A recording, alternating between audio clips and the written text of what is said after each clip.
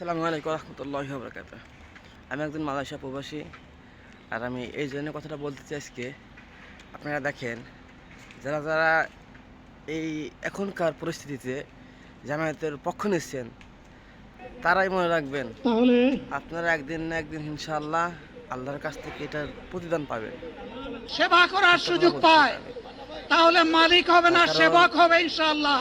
আপনারা দেখছেন, আজ আমি ঘোষণা দিচ্ছি, লক্ষ জনতাকে সাথে নিয়ে বাংলাদেশ জামাতে ইসলামী থেকে দেখা যাক যারা আগামীতে সংসদ সদস্য হিসাবে নির্বাচিত হবে, আল্লাহর ইচ্ছায়, জনগণের ভালোবাসায় বাংলাদেশ জামাতে ইসলামী থেকে সংসদ সদস্যরা নির্বাচিত হয়ে সরকার গঠন করেন, তাহলে কোন এমপি, কোন মন্ত্রী আগামীতে সরকার কিন্তু ভোট গ্রহণ করবে না।